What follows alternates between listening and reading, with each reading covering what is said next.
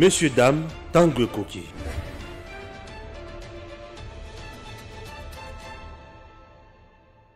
Merci. Boulandibiso de partout, chers compatriotes, nous vous disons merci beaucoup. Restez toujours sur Edem TV officiel. Je vous prie de vous abonner massivement à la chaîne Oyo. Il y a Genor TV.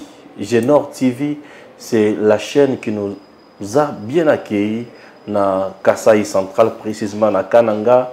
Désormais, Genor TV est la chaîne partenaire. Il y a Edem TV officiel.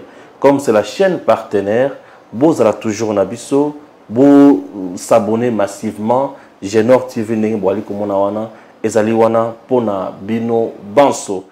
Ok, mes abonnés de la chaîne Genor TV, mesdames et messieurs, bonjour. C'est toujours votre humble serviteur, Franck Ojivaldo. Je suis sur le plateau de la chaîne Genor TV, qui est votre chaîne d'information et de formation.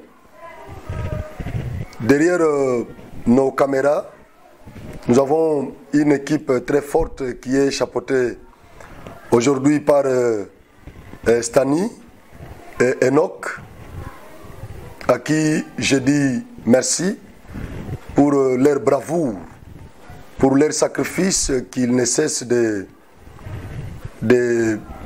montrer pour la population congolaise, parce que ce qu'ils font, ils ne me servent pas, ils sont en train de vous servir, vous, le peuple, et surtout pour les téléspectateurs de notre chaîne.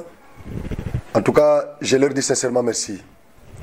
Et à vous aussi qui partagez souvent nos émissions, je ne serai pas ingrat. Je vous dis sincèrement merci pour tout ce que vous faites. Vous commentez, vous likez, vous vous abonnez. Je vous dis en tout cas merci beaucoup. Aujourd'hui, nous avons quelques titres autour desquels nous allons pouvoir faire des commentaires. Il s'agit d'abord des propos tenus par le professeur Henri Mova Sakani du PPRD. Nous allons commenter ces propos-là. Et le deuxième titre, c'est la dotation du président de la DUP, 4x4, à M. Cholet, qui est devenu aujourd'hui chapelain, que nous pouvons considérer comme monseigneur. Alors, c'est autour de ces titres-là que nous allons pouvoir parler. Et il y a un point encore dans le livre du professeur Mouilania qui est intitulé La République démocratique du Congo sous Kabila. Il y a un élément là que nous allons, bien que nous n'avons pas encore eu le temps de lire ce livre-là, nous allons fournir un effort d'entrer en possession de ces livres. Parce que nous sommes des lecteurs, nous allons acheter ces livres pour les lire. C'est comme nous avions acheté le livre du professeur constitutionnaliste Bochab, qui avait écrit sur entre la révision constitutionnelle et l'inanition de la nation. Donc, entre la révision constitutionnelle et l'inanition de la nation. Je crois que c'était un livre qui avait suscité beaucoup de controverses parmi les doctrinaires des droits, entre autres le professeur Mbata, le professeur Kamukuni, tout ça. Mais je sais que même ce livre du professeur Moulania ici sera encore commenté par le prof Mbata. Le prof Mbata, j'attends que le professeur Mbata parle. Parce que lui ne va pas laisser passer ce livre ici. Parce que ce livre ici comporte des éléments dangereux pour nos lecteurs, même pour les Congolais. Je crois que nous allons en parler ici. Mais d'entrée de jeu, je vais vous signaler que le chef de l'État vient de suspendre définitivement tous les frais RAM. Et RAM et l'ongwete, RAM et zanango. Mais les frais nyonso biso bando futa. O bando katabiso. Président de Moutousiko yé azu yango na compte à gouvernement. Donc c'est pas le chef de l'État. je ne dois pas parler comme les communs des mortels. Obakansaka, chef de l'État, c'est la Kabadon, les dons des. Les dons des. Au monde, président Moutou, va passer dans l'équipe Moko Football. Oh, les dons du gouvernement. Les dons du chef de l'État. Les dons des. Balancer pont quelque part. Bâtir pancarte de Moko Mounene. Les dons du gouvernement de tel ministre. Batongimo marché Moko quelque part. Bâtir affiche Moko Mounene. Bâtir les dons du premier ministre. Est-ce que c'est vraiment normal dans un pays des gens normaux, créés à l'image de Dieu, les gens qui réfléchissent, est-ce qu'un chef de l'État peut faire un don? Est-ce qu'un chef de l'État, est-ce qu'un premier ministre peut faire un don? Est-ce que le gouvernement peut faire un don? Vous devez d'abord comprendre la notion du contrat que nous, les peuples, nous avons contracté avec les dirigeants. Nous avons un contrat, je vous dis souvent ça. Ce contrat-là, c'est la Constitution. C'est Jean-Jacques Rousseau qui a prôné cette notion-là. Il traite l'État d'un monstre aquatique. Il le traite de monstre aquatique. Il parle du contrat social que nous avons traité avec lui. C'est-à-dire quoi? Bis aux populations. C'est nous, en démocratie, c'est nous qui avons le pouvoir. Maintenant, comme nous ne pouvons pas être tous à Kinshasa ou dans le gouvernement pour diriger, c'est comme ça que nous avons choisi parmi les Congolais qui sont capables d'aller là-bas, se constituer en gouvernement pour nous diriger, nous. Ils n'ont pas d'argent. Ils sont allés là-bas sans argent. Comme c'est nous, leurs patrons, nous les payons en payant les taxes et les impôts. C'est une façon de payer ces engagés que nous avons engagés. Lorsque nous payons nos taxes et nos impôts, c'est avec ça qu'ils peuvent nous construire des écoles en contrepartie. C'est comme ça que ça se fait. C'est-à-dire c'est nous les détenteurs du pouvoir. Ce n'est pas eux. Tout comme nous pouvons les sanctionner, nous pouvons les renverser et prendre encore d'autres personnes, les remplacer là. C'est comme ça que les contrats se passent. Il y a des clauses là-bas. Vous nous donnez vous nous payez les taxes et les impôts. En contrepartie, nous construisons les écoles pour vos enfants et pour vous. Nous construisons les hôpitaux pour vous. Nous construisons les routes. Nous lançons les ponts là où il n'y en a pas. Les infrastructures. Nous vous mettons dans de bonnes conditions. Vos enfants vont étudier dans de bonnes conditions. Avec une restauration assurée. Vous voyez? C'est comme ça que ça se passe. Donc ce qu'eux font, c'est en contrepartie de ce que nous payons en termes d'impôts et de taxes. C'est comme ça qu'eux, à leur tour, ils construisent le pays pour que nous, la population, nous vivions paisiblement. Vous voyez? Quand nous sommes menacés quelque part, ils envoient des militaires qui partent là-bas combattre juste pour garder l'intégralité du territoire. Ils combattent la division. Ils combattent les tribalismes. Ils gardent les pays unifiés. C'est ça. Tout ça, c'est en contrepartie. C'est comme ça que ça se passe. Alors, un chef de l'État ne peut pas faire un don. Tous on a un exemple, il y a Félix. Quand il est accédé au pouvoir, est-ce que Félix Akoutaki est un Tshisekedi Atiki, milliard, le lobazo tanga, 10 milliards, dans le budgétaire exercice 2022. Revoir à la hausse et non à la baisse. Nous avions applaudi.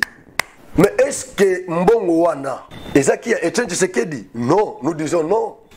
Est-ce que Félix Akoutaki est un Tshisekedi Atiki, 10 milliards dans le compte bancaire? Nous disons non.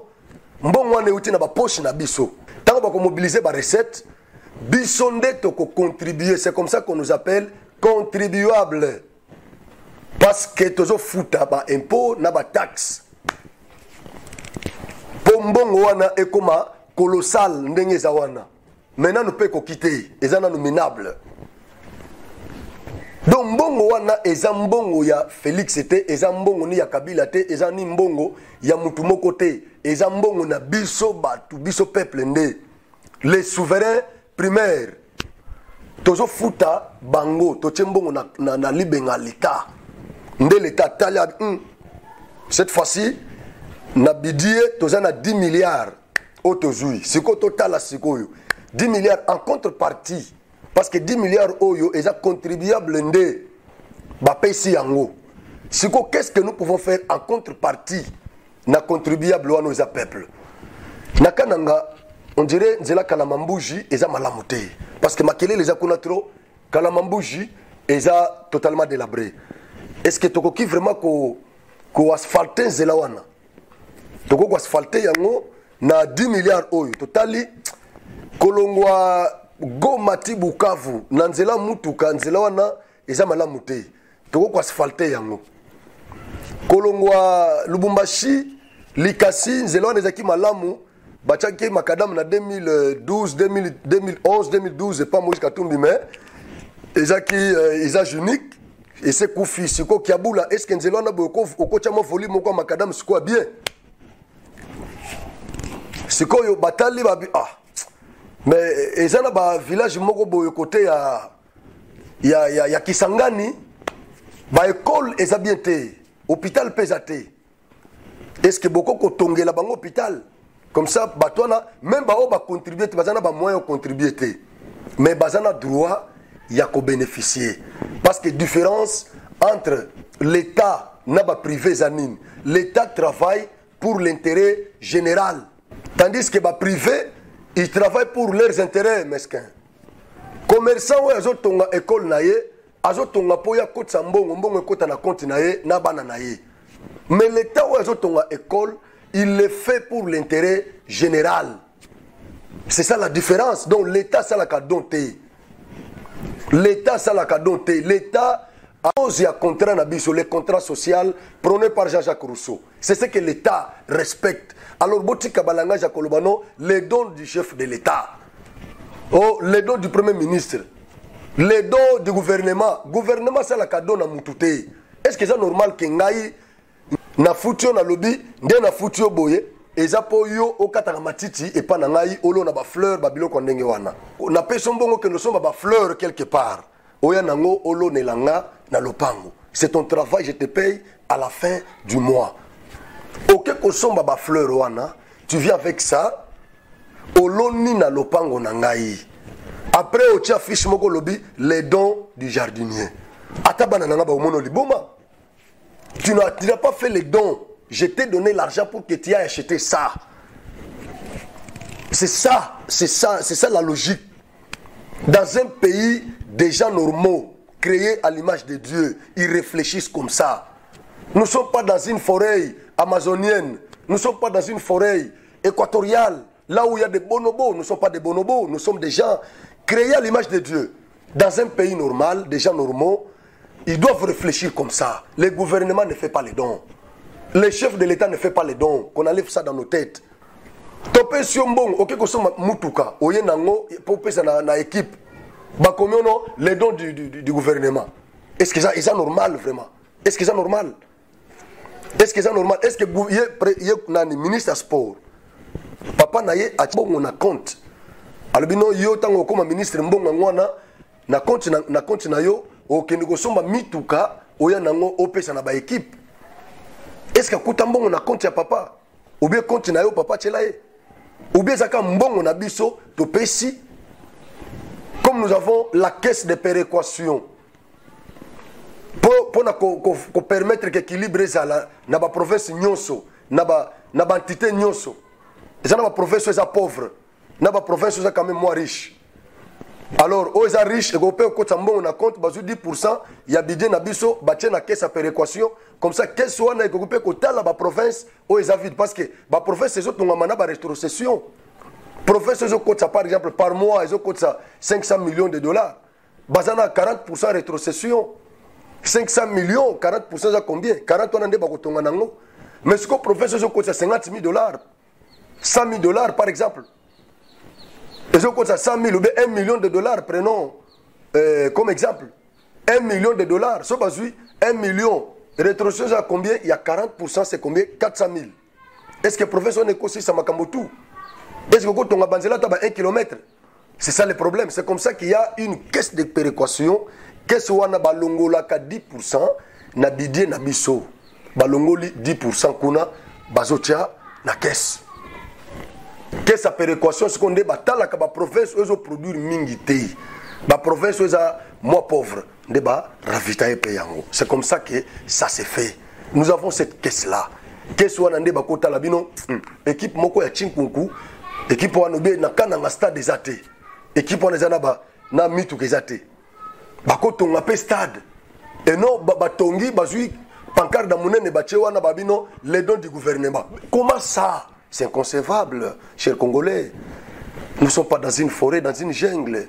Nous sommes dans un pays, des gens créés à l'image de Dieu, des gens normaux. Alors,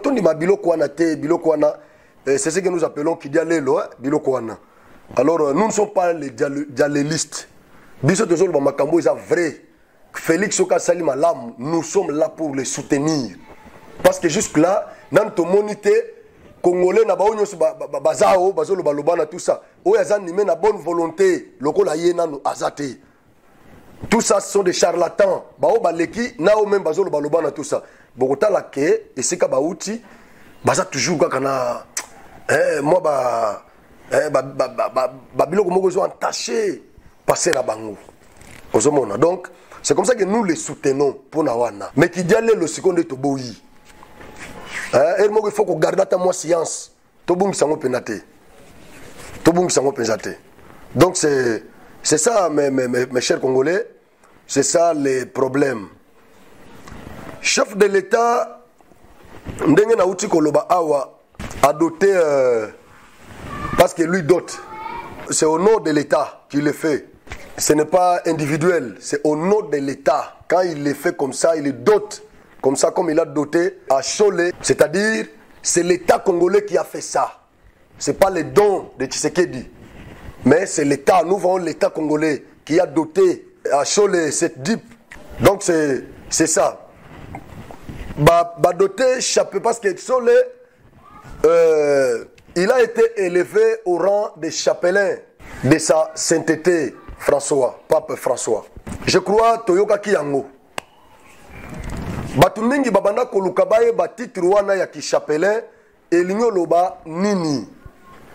En fait, ezelo komoko ya gravité ko bel sabino mitute. Pape François de Moutou a changé yango. Kala ezalaki prélat d'honneur. C'est comme ça qu'on appelait ça avant 2014. On considérait ces gens-là, Moutou a sali déjà 65 ans. C'est comme ça que c'est un titre qu'on décerne aux prêtres qui ont totalisé 65 ans, surtout fidèles au servir l'église catholique, na fidélité. Et ça qui titre, considéré en la prélat d'honneur. C'est comme ça que Pape François a changé en 2014, a changé en chapelain. C'est qu'on est Abbé Cholet ou azalaki secrétaire ou azati si quoi secrétaire il y a 5 ans ne ba décerné titre wana et pas Pape François et ça titre moko ba avantage et ça pesa ya gravité et ça juste kaka couleur na bango ba toge de échangeaka bazo changer bango ba couleur mais sinon et ça na ba avantage moko ya gravité aza considéré lokola Monseigneur, donc moi respect Moko Boye et Mati na ministère naïe. C'est ça le problème. Donc Kozala, évêque naïa ko proposer na pape, tout comme pape Yemoko a koki kozwa décision na unilatéralement. Alobino nazo décerner yango na tel mutu. Kota la parcours naïe na ministère nenga servir. Alors azo mérité to décerner ye titre wana ya chapelain de sa sainteté, Pape François. Alors, on a décerné qui, sur le titre, il est chapelain, parce qu'il a totalisé 65 ans, il a répondu au critérium. Alors, chef de l'État en tant que garant de la nation, les représentants directs de l'État, au nom de l'État et non au nom de Tshisekedi. Tout le monde a biloko en tout cas pembeni. Au nom les dons, non, chef de l'État peut ça dompter. Après ça dompter. C'est au nom de l'État. Ndé a doté Cholet du Pouanaya 4x4 qui coûte quelque chose de 80 000 $. Sikoyo, likambo na ngai ezalaki sikoyo na muto a doté te. Likambo na ngai eza sikoyo na muto yo ba doté Jeep wana. Abe Cholet. Pona ngai na bana okanisa ke Abe Cholet akwebisa président chef de l'État na comprendre kolinginga malgré batako to salaka Monseigneur cardinal Ambongo azwaki pe Jeep naye au gouvernement congolais, l'État congolais apesa kadotaki ye lelo sikoyo ngai pe nazupe 4x4 na ngai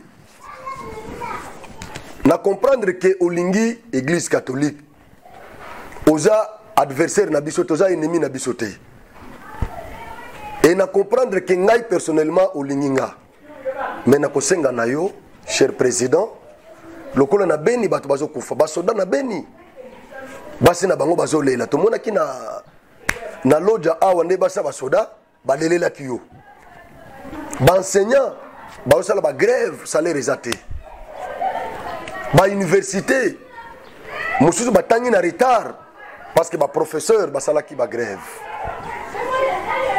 ba médecin bazo lela population azo lela ba école ezate ata na mboka na ngai na territoire na ngai Cholet ba école pe ya malonge ezate banzele ezate.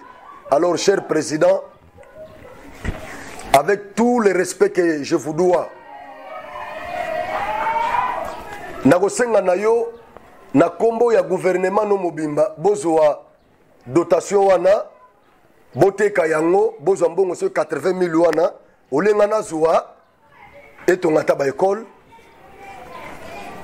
et réhabiliter ata mo ba hôpitaux mususu pour que population otozo bundela azala l'aise parce que ngai individu moko nako kozwa 80 000 $ te tandis que population mususu ya ba province mususu ba école les athées. Donc na sengi na yo cher président excusez ngai na teki yango président mutu ko pesa nga na teki na tongi école na Mbujimai par exemple et pas na bino président ba école mususu ezatu bien na Kananga ata na Chikapa. Alors pour olakisa ke naza tribaliste te na tongi na province wana obi ata na Bakongo ata na Bandundu Abe Cholet ake kotonga ta école kuna mais azu yango a remercier président à lobby église catholique na l'état etikala ko vivre jamais aux antipodes batikala ko zala na bras de fer te bakopéraka bien voilà ba déclaration Abe Cholet mais kalate ko inda lisusu parce que bango za kandenge wana et ko inda siko tango to ko rappeler Abe Cholet ki azwa ki Jeep aboya ki yango te ateka ki te po akende ko sunga population parce qu'il faut ateka yango biso pe to moni ake sunga population tango to ko rappeler ye ote babazo attaquer ngai na za insécurité non eza problème ya insécurité déjà problème tango yozo zo biloko yozo tana l'état tango yozo sala ba déclaration politique soko tche mutukuna il faut yebaka ke réplique kozala alors yo il faut ebandenga kotambola tomona ki awa babunisa kabila médiocre babengi kabila médiocre babengi régime na ya ba médiocre batutu ba relier yango ba médiocre na ba réseaux sociaux mais ba médiocre wana tomoni cardinal à promettre bango soutien à lobby il va les soutenir sur tous les plans. Il faut qu'il compte sur les cardinals, il sera toujours là pour les soutenir. Ils ont encore beaucoup de choses à faire. Après, 30 ans, et le cardinal a reconnu qu'ils ont fait beaucoup durant les 20 ans passés. C'est quoi, yo? Bozo Tchabiso, na confusion. Nous sommes maintenant perplexes. cher évêque de l'église catholique. Alors, nous avons Toboite Tondimi, Ozui Angome, Kobalukate, après Obandar Susu, Makambo Yamabe, Obandar Susu, comme menacé chef de l'État. Arimo Vasakani, il a fallu laisser 3 ans de gestion à quelques personnes pour se rendre compte que la critique est facile. Ce qu'on l'a dit à propos de Arimo Vasakani, pour comprendre que nakati na bango bazon di mananu teke basi bakei. C'est comme si pouvoir ya Congo ezo appartenir na clan mokoboy, na famille mokoboy, que ça soit politique ou biologique. Siko bako ko tike lango mutu pour quelques années, quelques mois. Donc ils ont laissé d'abord pour quelques temps pour voir ce qui akosalo bango basala quitter pour pas comprendre que ko critiquer ezamabe. Nous avons le pouvoir. C'est comme ça qui pouvoir piéger Bango. Donc c'est ça le vrai terme.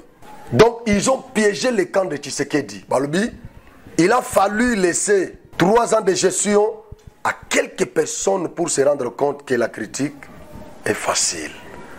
Donc on dirait que Batika qui pouvoir, si pouvoir n'est pas Félix, piéger pour récupérer Yango, pour échouer, pour récupérer Yango. Ça prouve à suffisance que FCC Cash ne pouvait pas marcher bien et ne pouvait pas construire, c'est tout ça.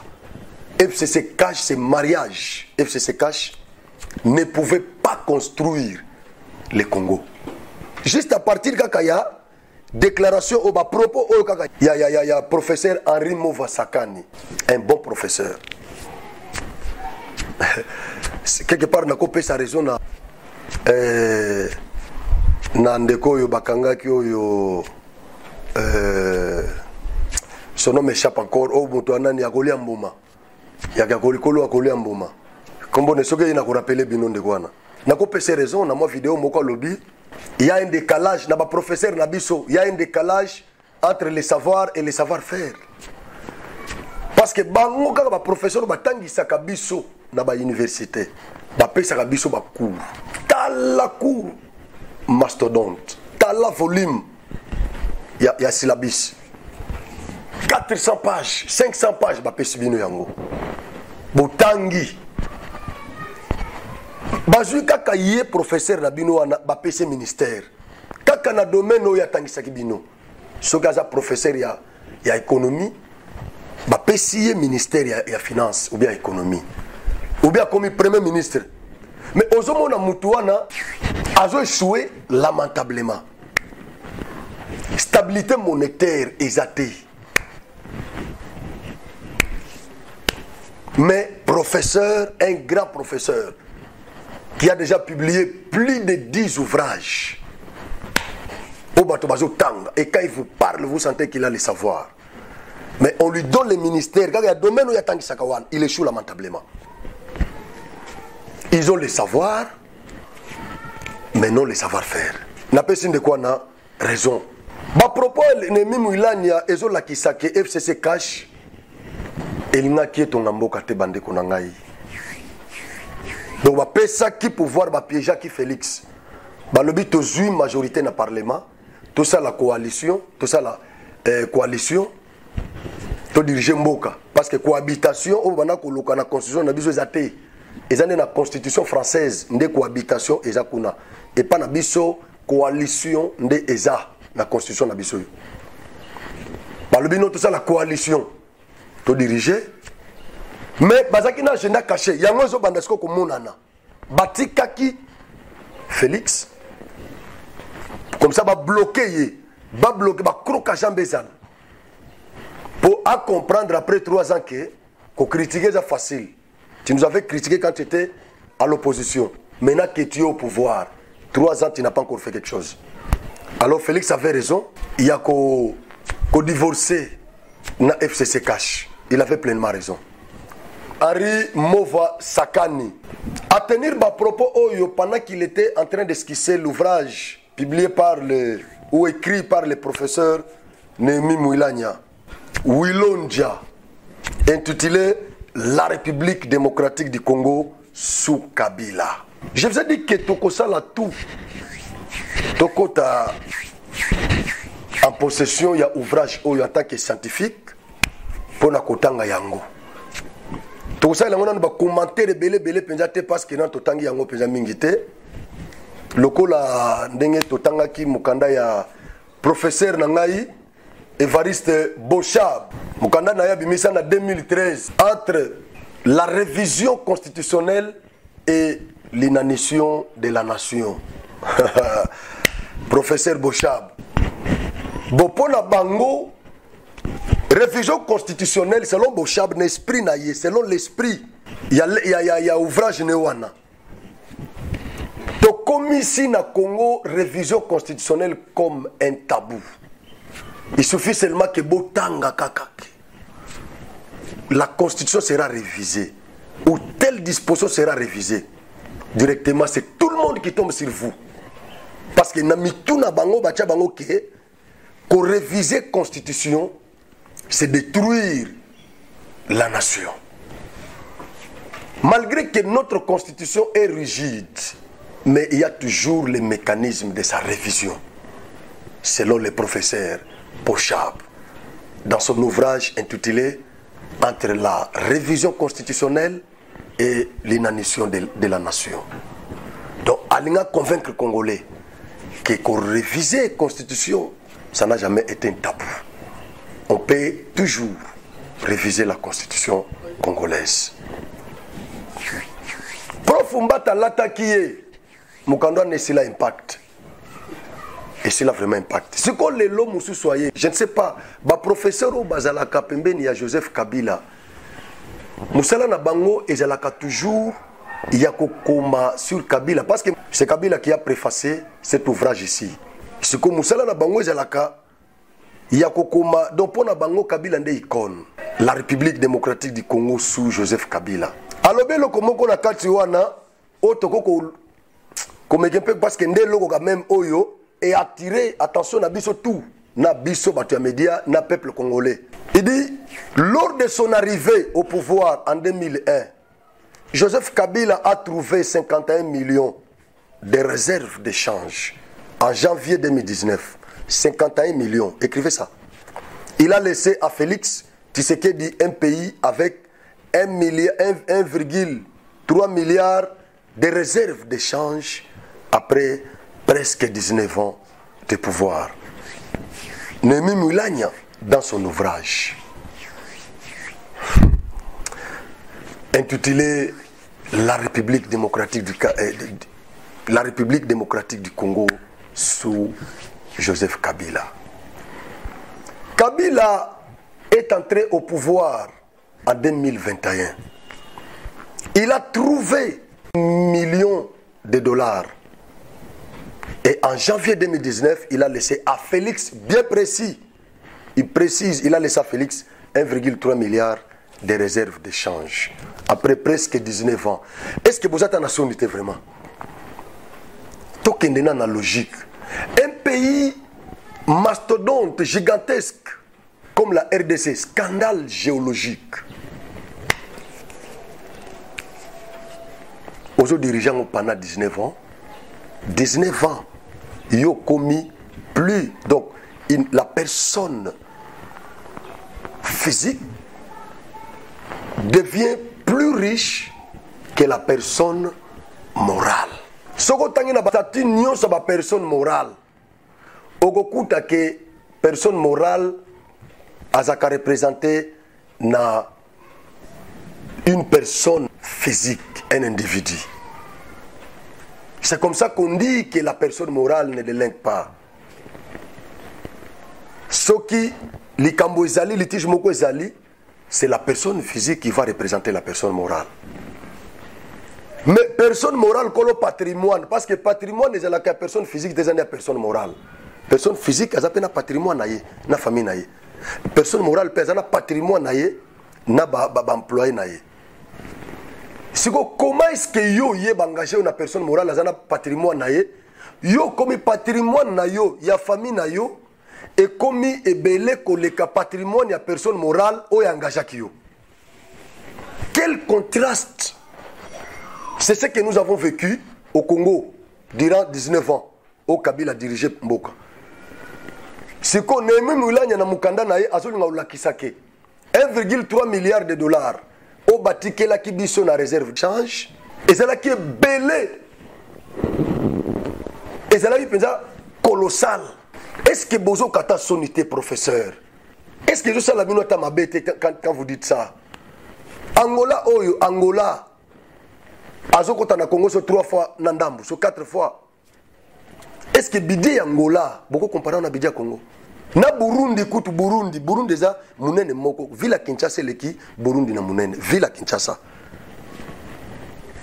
Capitale à Burundi, Bujumbura, eza Munene Moko na commune à Kinshasa. Commune à Kinshasa de Munene ya capitale à Burundi, Bujumbura. Mais Bidi à Bujumbura et leki à Congo. Et aujourd'hui, ça biso que non, article qui Félix 1 milliard. Bon, ça va. Article Félix 1 milliard. Bon, ce que Félix n'a minute au suko. Tout ça, la réserve d'échange à combien? Et donc, Boti Kabiso, pour vendre un Kimia, que Bobanda, que provoquer les Congolais. Vous avez déjà dirigé le pays, vous avez 19 ans. Quand vous avez Kabila lobby qui n'avait pas même 15 personnes, ce cas, il y a 15 personnes honnêtes, sérieuses.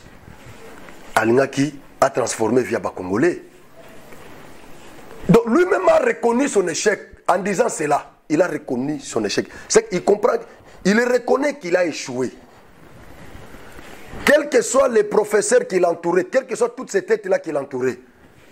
Mais au finish, il a dit ça. Qu'il n'avait même pas 15 personnes. Sauf qu'il y a 15 personnes autour de lui, il allait transformer Congolais. Arimo Vasakani, il était parmi ces défaillants. Nemi Mwilanya était parmi ces défaillants. Bochab était parmi ces défaillants. Même Mende aussi était parmi ces défaillants. Et la liste n'est pas exhaustive. Kabila a échoué. Il a reconnu son échec. Mais vous continuez à écrire les livres sur Kabila.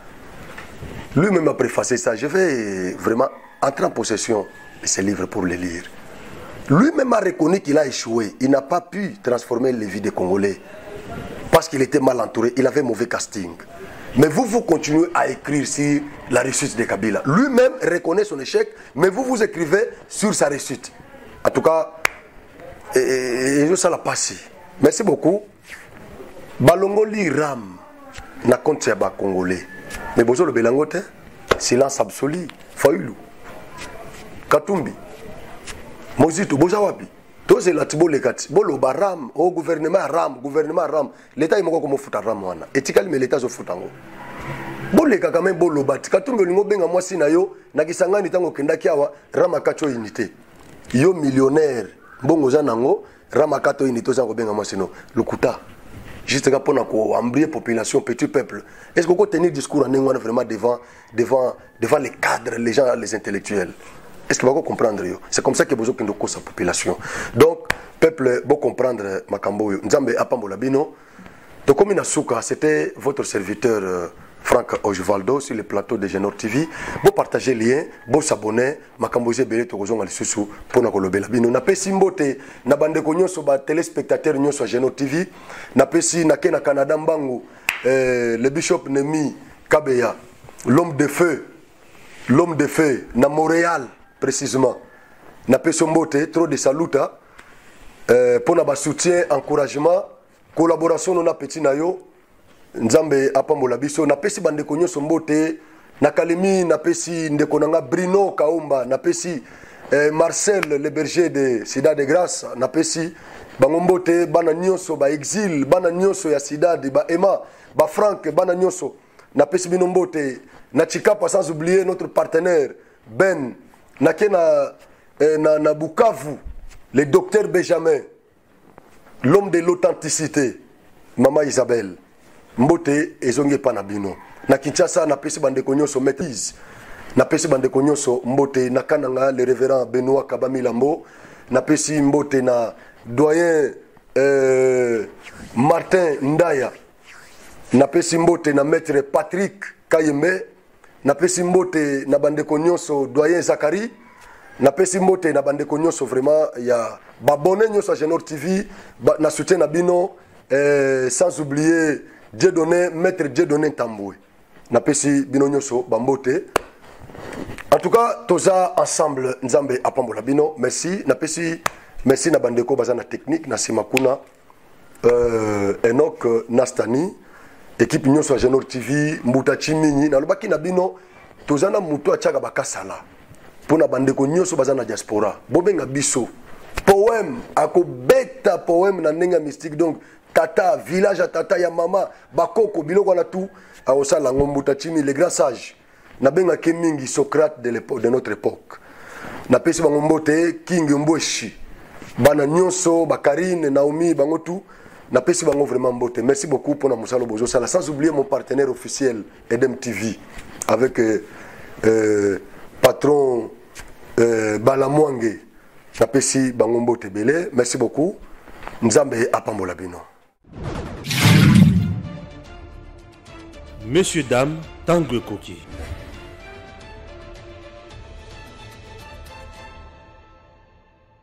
Merci.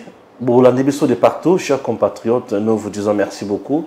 Restez toujours sur Edem TV officiel. Je vous prie de vous abonner massivement à la chaîne Oyo. Il y a Genor TV. Genor TV, c'est la chaîne qui nous a bien accueillis dans Kasaï Central, précisément dans Kananga. Désormais, Genor TV est la chaîne partenaire. Il y a Edem TV officiel. Comme c'est la chaîne partenaire, vous allez toujours nabiso, vous s'abonner massivement. Genor TV n'est pas comme on a wana, ezali wana pona bino banso.